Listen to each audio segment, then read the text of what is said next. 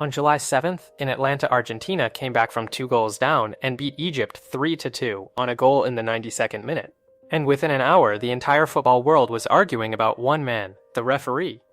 Egypt pointed to a disallowed goal, to a penalty that was never given. Their federation said the decisions raised serious concerns and left profound questions about the consistency and fairness of the match. FIFA's head of refereeing rejected every accusation of bias. The internet did what the internet does: conspiracy, outrage, 50 million views. And while all of that was happening, almost nobody read the story that had been published the day before. On July 6th, 24 hours before that match kicked off, the Argentine newspaper La Nación reported that FBI agents and United States federal prosecutors had begun taking testimony about the financial operations of the Argentine Football Association. The amount under examination, more than $300 million. Now, I want to be extremely precise because this matters. No charges have been filed, not against the Federation. This is a preliminary investigation, prosecutors gathering documents, taking statements, deciding whether there is anything here at all. Everything you are about to hear is an allegation or a report, not a verdict. But here's the question that nobody is asking, and it is a far stranger question than anything that happened on that field. The Argentine Football Association is Argentine, FIFA is Swiss, so why is the FBI involved at all? The answer has nothing to do with a referee. It has to do with a suite in a building in Aventura, Florida, and with the single most underappreciated fact in global sport: if you get paid in dollars, you have chosen your judge. Let's start with the company, because the story is not really about football, it is about a corporate entity. On August 24, 2021, a limited liability company was registered in the state of Florida. Its name was TourProdEnter LLC. Its address, 2920 Northeast 207th Street, Suite 804 in Aventura. It is not a bank, it is not a sports agency with a tower and a logo. It is a suite. According to reporting by the Miami New Times, the company is owned by a man named Javier Ferroni. By trade, Mr. Ferroni is a theater producer. The company's manager is Erica Gillette. She is his wife. They live in Sunny Isles Beach. And according to the reporting, this company, owned by a theater producer, managed by his wife, operating out of a suite in Aventura, allegedly acted as the collection agent for the international commercial contracts of the Argentine Football Association. Sit with that for a second. The commercial pipeline of one of the most valuable national teams on earth, the team of Lionel Messi, the reigning world champions, allegedly routed through a Florida the 50th, LC.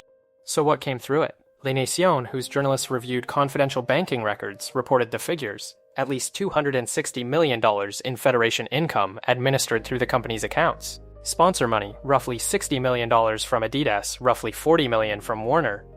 The company allegedly retained a 30% commission on the Federation's international income, 30% on sponsorship deals the Federation had already signed for a national team that already sells itself.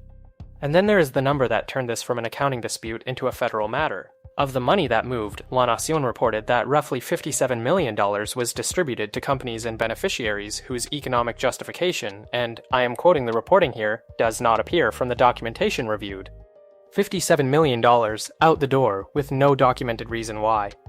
The money moved through 5 American banks: Citibank, Bank of America, JP Morgan, PNC, and Synovus. And when investigators looked at one single account, one at PNC, Bank Infobay reported that $13,554,200.64 passed through it in under a year. But it is not the amount that a financial crimes prosecutor notices, it's the speed. According to the reporting, the money didn't sit, it arrived, and then within 24 to 72 hours, it left again. In anti-money laundering work, that has a name. It's called layering, moving funds quickly through a chain of accounts so that the origin becomes hard to trace. I want to be careful, a fast-moving account is not proof of a crime. Businesses move money fast for boring reasons every day. But it is exactly the pattern that makes an investigator open a file.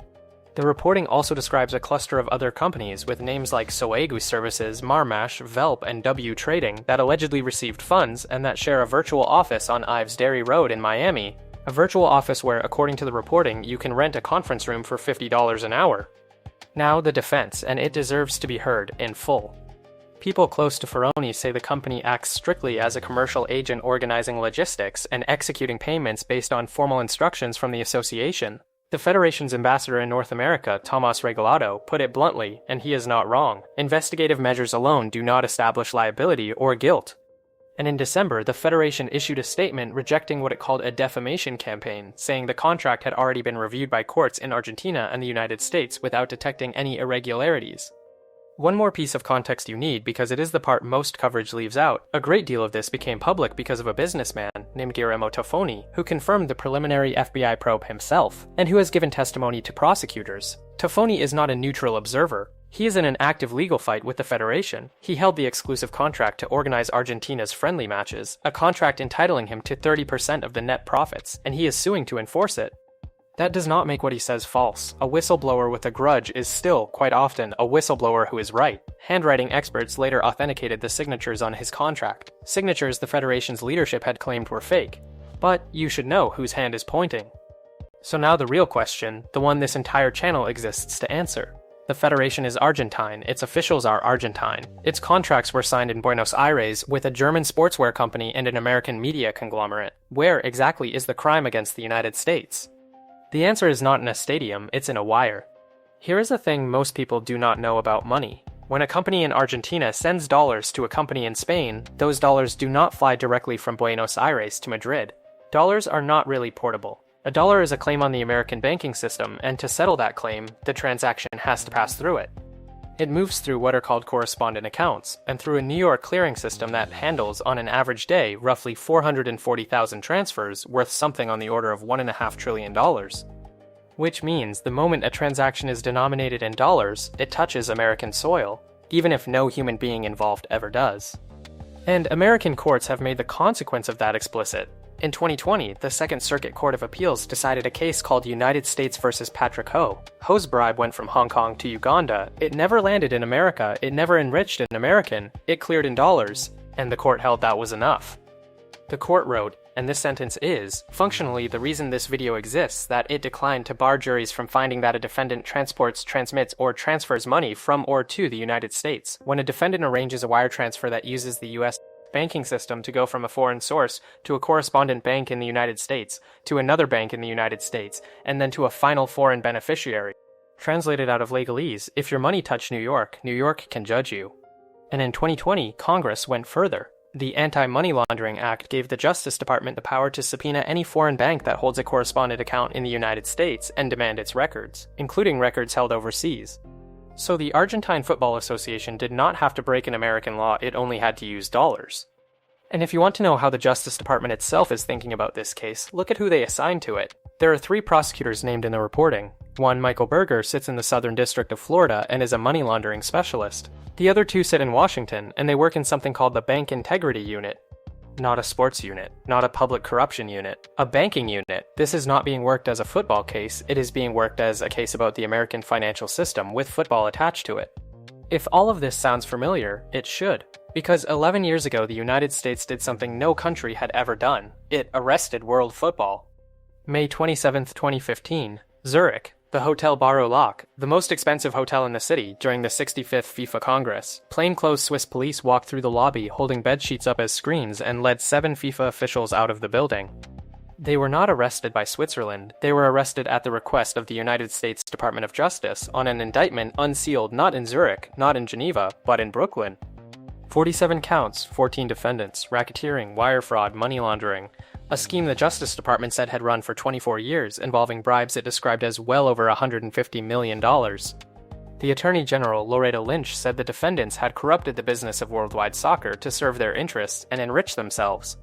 And how did America get jurisdiction over a Swiss organization run by men from Trinidad, Paraguay, and the Cayman Islands? The same way, transactions through American financial institutions. At one point, the case turned in part on a banker who flew to New York carrying a bribe check for $250,000. It worked. Chuck Blazer, the American who ran CONCACAF, pleaded guilty and turned informant, reportedly wearing a wire, recording his own colleagues. Jeffrey Webb, the president of CONCACAF, pleaded guilty and forfeited more than $6.7 million. More than a dozen individuals pleaded guilty.